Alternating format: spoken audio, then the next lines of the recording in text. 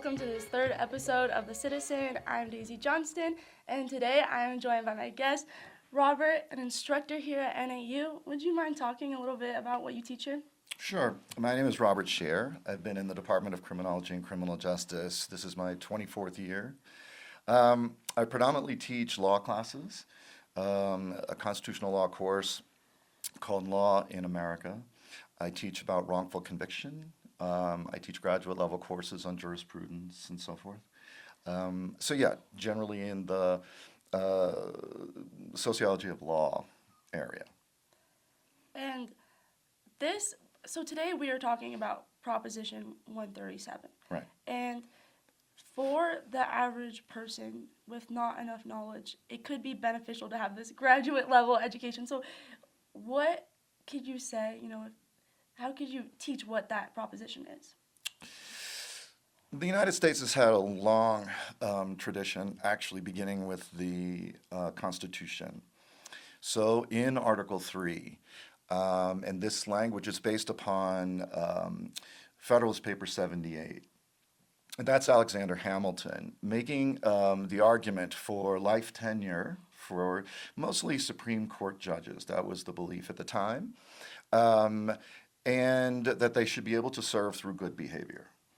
And that's the actual language in the Constitution. And that's the language that people who argue for retention of lifetime tenure turn to.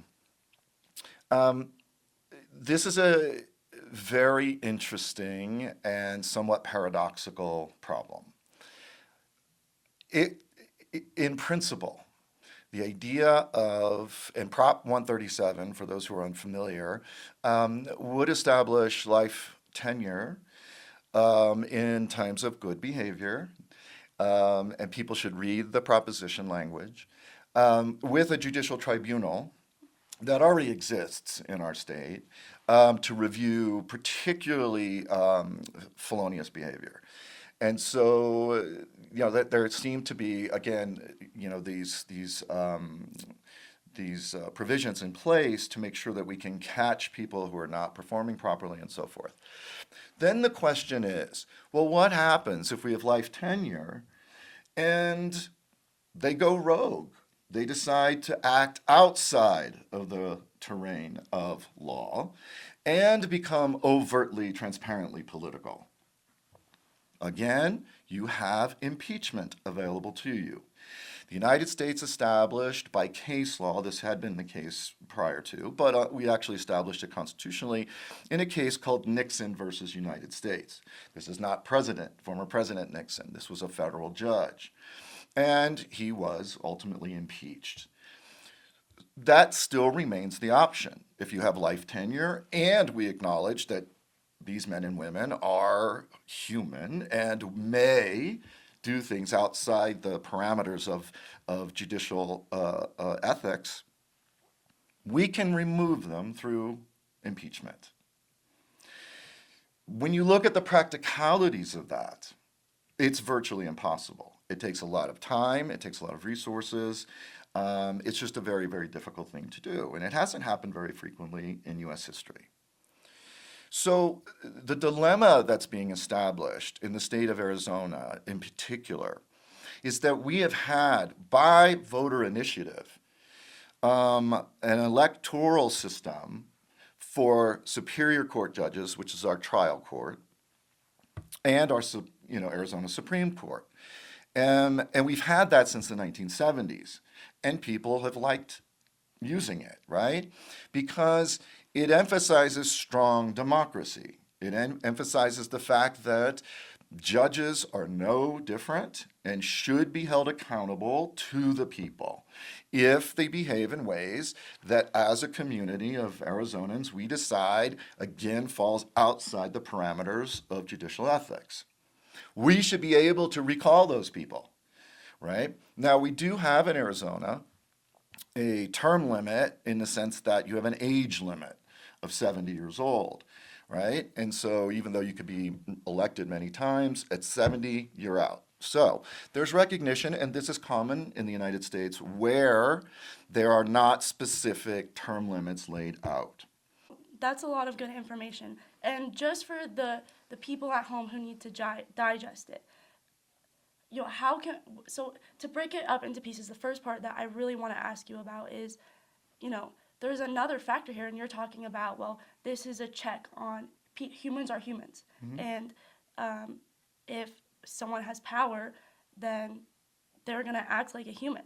And the idea here is to put a check on that. But to do the check, people need to be educated. And so I just want to share this with you. I did a poll, and it's by Daisy Corporation, so it's not expertise. But I polled the people in this room right now. And between all of us, we had 3 Supreme Court justices currently that we can name. U.S.? U.S. 5 of all history in the U.S. and 0 superior judges for Coconino County. Mm-hmm. So how can this be a check on people? Maybe there once was a time when the judge was a really respected person in the town, and that's just not the case anymore. Of course, maybe among few who this is their everyday life is interacting, but for the regular person, they just have no knowledge. So how can that check of power be used with this lack of knowledge? It can't. It can't. Look, the bottom line here is democracy's hard. The easiest thing for any country, and by the way, the United States is an outlier when it comes to our common law cousins, and in the civil law community it's the same way, where we do not have term limits for our Supreme Court justices. We are the outlier amongst the Western industrial states, and that's interesting because they all have term limits and they have retirement ages that people have to meet, and so that's interesting. For many reasons, it is my argument that Americans have been discouraged from playing a major role in their own governance. We can see that through poor education in terms of not teachers, but their teachers' ability to actually teach mattering material, things that are current, things that require participation from a kind of patriotic perspective. Thomas Jefferson said you can't have a democracy unless you have an educated populace, ergo public education. Well, what's happening to our public education? So the fact is, if we're not being trained in school, for example, that's one issue. Second thing, and this is very dear to me, it's part of my research, and that is we don't go to trial. So in both the civil and criminal systems, we only go to trial 3 to 5% of the time. That means between 97 and 95%, 95 and 97% of our cases are plea bargained.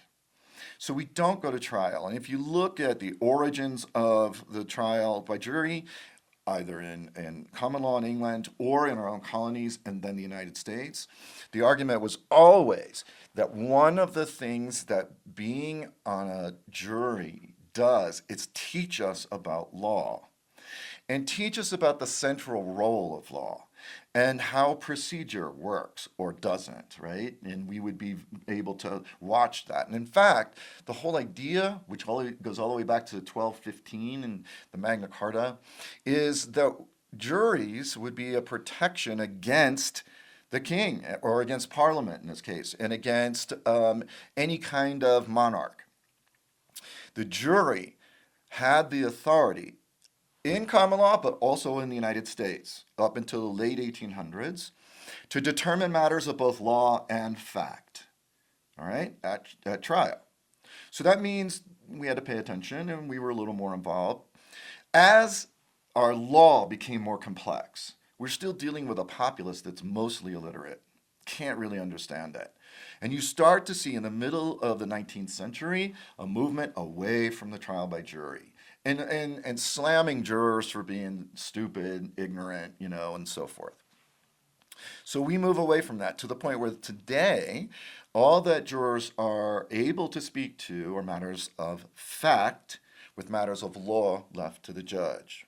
All right. So my point in telling you that is there are a lot of reasons why Americans don't understand how law works, why they should be invested in paying attention to it, and it's not necessarily their fault. I mean, we have discouraged that participation culturally and institutionally, and for reasons that I think are about power and so forth. We can talk about that ad nauseum. However, people for hundreds of years may have been less literate, but understood when they were being screwed. And they paid attention. They had to pay attention. And so, as much as we have access to information now, there's this paradoxical movement in an opposite direction with regard to actual knowledge production. So there's a lot of information, but it's not knowledge. And that's important. People have to understand the integrity of that information as it applies to some process, some application of law in our case.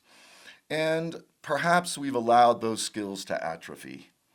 So, with regard to all issues, doesn't matter this one, Proposition 137 and the courts, or environmental issues or education issues, doesn't matter what the issue is.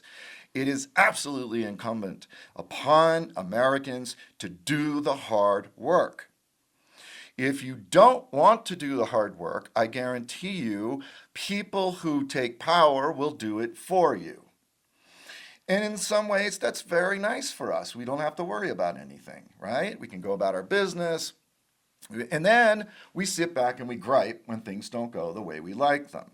So, yes, if we want a system that requires sort of direct democracy, where we are directly controlling who becomes a judge at the Superior Court and Supreme Court levels in the state of Arizona, then we have to know what these people do, what they stand for, what they have done, what they're saying they will do, what are their priorities, and so forth.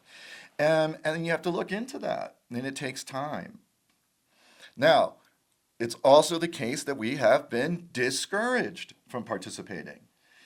And so that combination, that dialectical combination, makes it difficult for those of us who want people to participate more fully to actually do that hard work. And so you're absolutely right. When the ballots come out and you can do the early voting and you got the little ovals and you're looking at who to replace in the local Superior Court, ask local judges or ask local lawyers or read about them in the various kinds of documents that are published by the parties. Those things are helpful. Newspapers often print, not these days print so much, but online, and you can see evaluations of the candidates. These are things that we do. Go to their open fora, ask questions. But because we don't really understand what these judges do, we don't know necessarily what questions to ask. So again, this is a very paradoxical issue, one that encompasses many tenets that have to be addressed simultaneously.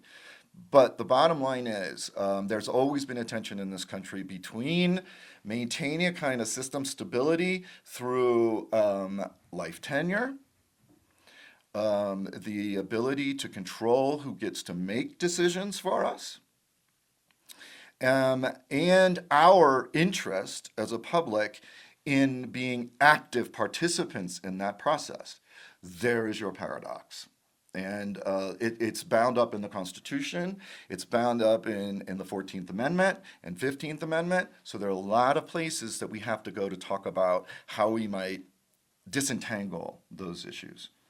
And I just want to ask you one more question here, because you are a criminal justice professor.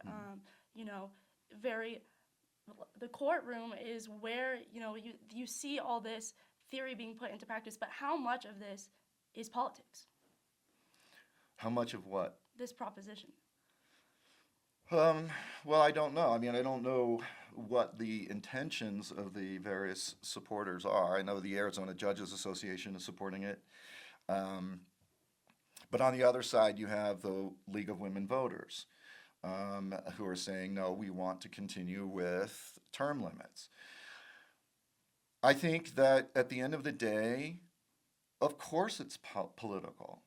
There is nothing in the law, there is nothing that constitutes policy that isn't going to affect us in some way politically. Mostly, and also within civil society, how we interact with each other. My point earlier, and I think this is important to say, when it comes to life tenure, we have a U.S. Supreme Court that is significantly divided ideologically, 6-3, conservative to liberal. And in the Dobbs opinion that strips women of reproductive rights, what's interesting, I would encourage people to look at two things. One are the dissents in Dobbs, but also read Justice Clarence Thomas's concurring opinion. It's very short. But what Thomas says is, right, we're only dealing in Dobbs with reproductive rights.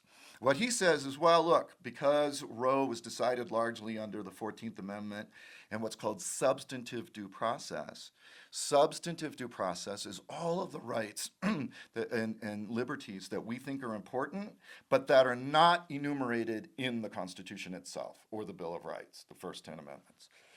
That's substantive due process. So your right to use contraception, your right to gay marriage, your right to same-sex sex, your right to interracial marriage. All of these things, Clarence Thomas said we should go back and look at those too. That would dramatically alter our culture. It already has with Dobbs. And now you have the majority in the Supreme Court with no real way to effect a change in that except impeachment. And for what? This would not be a high crime or a misdemeanor that you're impeaching them on. You're impeaching them because you don't like the direction of their opinions. And so life tenure insulates them from having to worry about the fact that they've upended 50 years of precedent with Roe, over 40 years of precedent when it came to affirmative action for entry to universities, and so forth. So they've upset what we've already have as established law. And Americans, this is a problem because it feeds directly into the legitimacy of the system. So right now the court's legitimacy is rated at around 42%. People do not like where it's going. It's the lowest it's ever been. So if we, and again, I said this earlier, the Supreme Court doesn't have an enforcement arm. The only way that the court matters is that we think it matters, is that we believe in the moral authority of their opinions, that they are serving in the culture's best interest by adhering closely to not just precedent, but also evolving standards of decency. And so because they don't have an enforcement arm, they don't have cops to go out and make sure these things happen, they simply render opinions. It's up to us to say, yep, that opinion's important and we should follow it. But if they lose legitimacy, we're not going to. Now we have illegitimacy at the court, all kinds of concerns with legitimacy, generally speaking, as to how law matters to us. Could the same thing happen in Arizona? Of course. It could. And so there's a concern with the current U.S. Supreme Court that might advise with regard to how we vote on Proposition 137 in the fall. Because again, a court that decides to move against the public's interests for its own political interests and that cannot easily be recalled, could have serious and deleterious effect for us over time.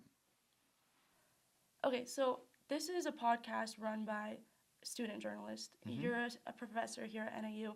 How does this affect young people? I could imagine, it's in the interest of young people to have a say in the future because for so many people, judges were appointed at a time when they couldn't vote. So how do you see this proposition affecting young people? Well, I mean,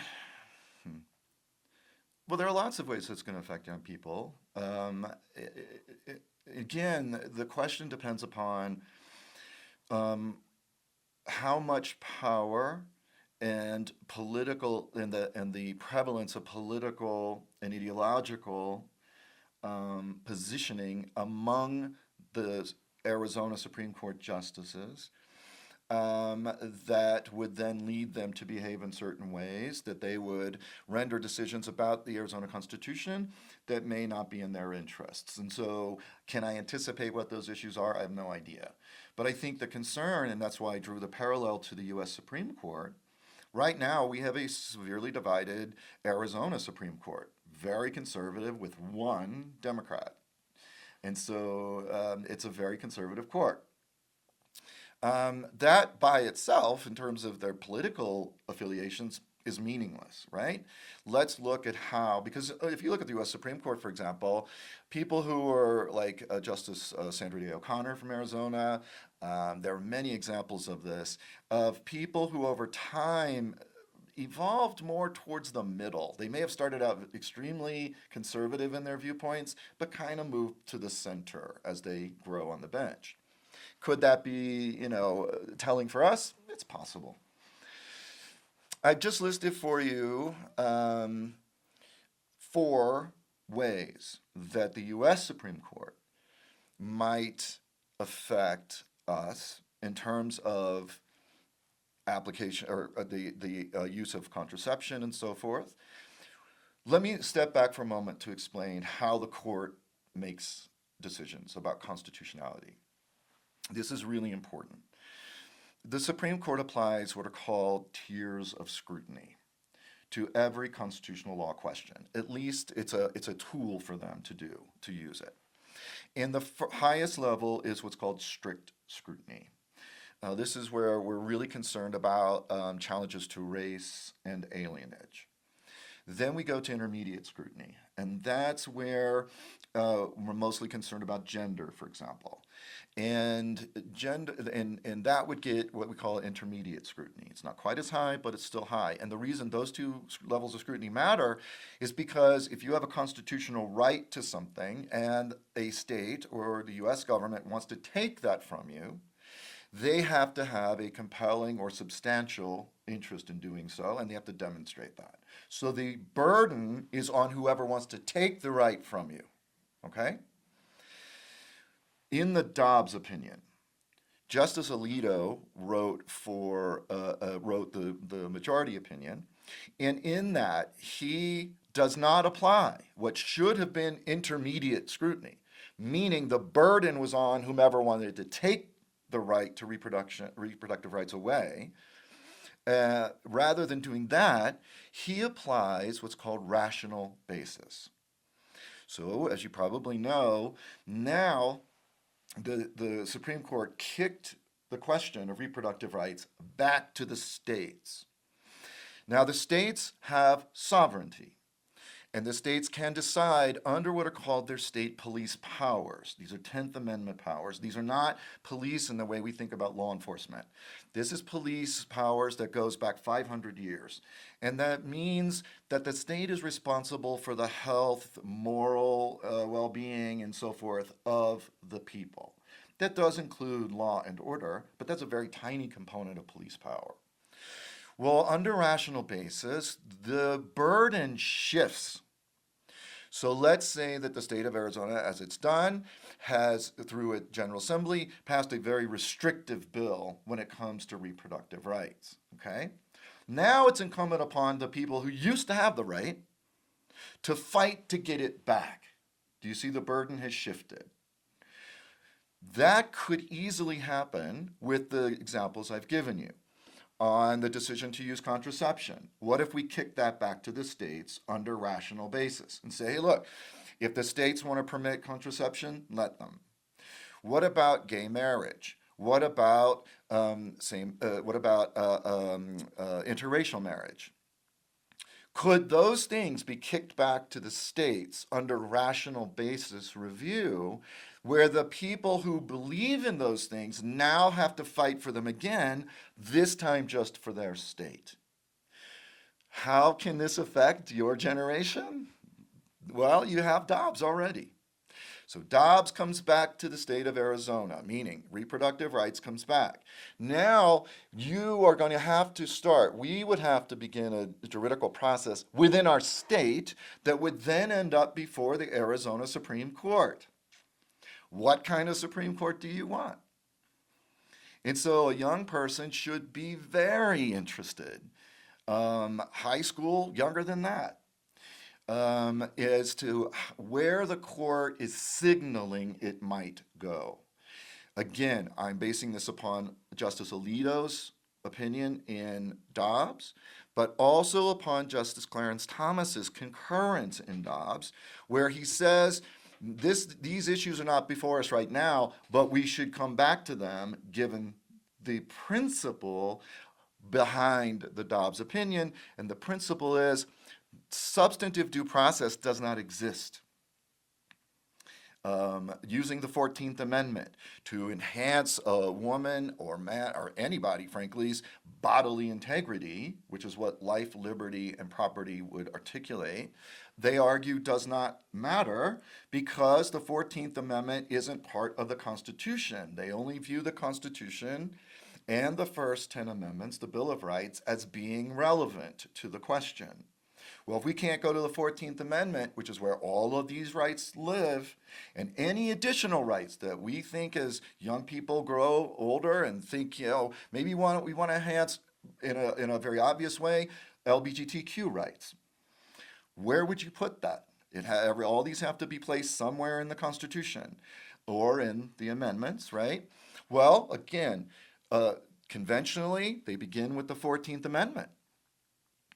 And that enabled us to evolve. Some would argue not. Think about this, right? Morality is not linear.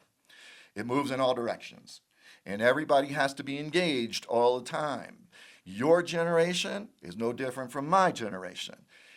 We are an experiment, a glorious frickin' experiment that no one has tried to this extent, ever. So that's going to mean we're going to have to engage this dialectical process, meaning the coming together of opposites, right? And out of that, we continue to produce something new, something new. The question is, what is the direction that we're heading?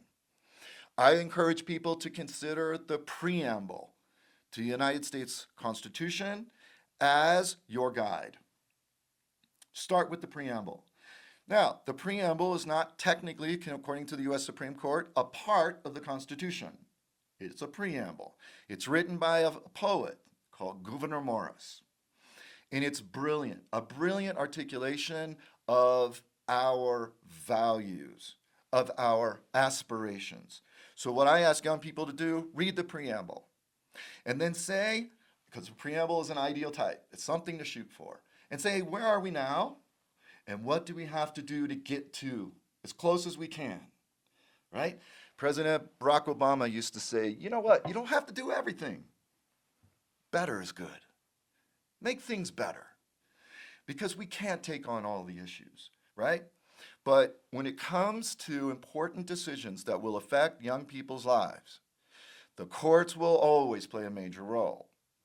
And you have in the United States Supreme Court a current example of what happens if a court decides to infuse their opinions with political and ideological beliefs that upend precedent. The Dobbs opinion that removed reproductive rights is the first time we've ever had a constitutional right stripped from us. That should ring an alarm bell. So all I'm saying to folks is, if we move in a direction of lifetime tenure, where it's very difficult to remove a judge under current law, could we envision in Arizona cases being kicked by the U.S. Supreme Court under rational basis review, kicked back to the states for deliberation, our Constitution, or our General Assembly, I should say, siding with conservative members of the court, to where we have a challenge that goes to the Arizona State Supreme Court? How do you want these justices positioned to decide those issues? Would it be better if they were held to account every 6 years, that they would be more in tune with where the state is moving as an evolving standard of decency, and would that be important for preservation or enhancement of civil liberties? On the other side, those same issues may come to a Supreme Court in Arizona where you have lifetime tenure, and you may end up, like we have right now, with a dramatically disproportionate ideological bench in Arizona, conservative to liberal. And I'm not arguing that they would ever do this. We have to wait and see.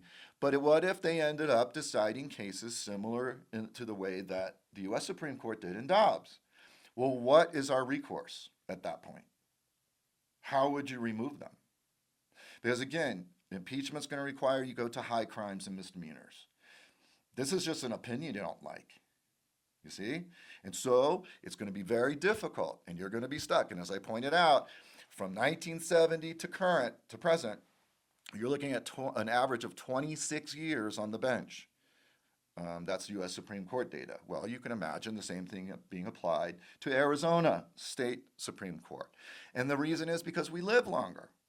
And we like the job and we don't want to quit. And so, maybe you can keep the 70-year-old cap, right? I didn't see that in the proposition. But you might have tenure through good behavior, but forced retirement at 70. 3 states in the United States currently have that, okay? And so they have life tenure, they have tenure until they're 70 years old and they're forced to retire. There's a lot of machinations and ways you can do that.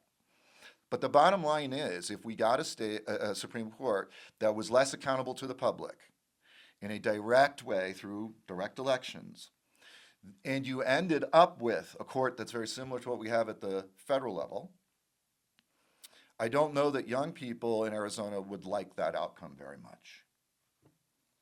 Well, great. Thank you so much for coming on and having this conversation with me. It's been so great talking with you. Tune in next Friday for an episode of The Citizen, and thank you for watching.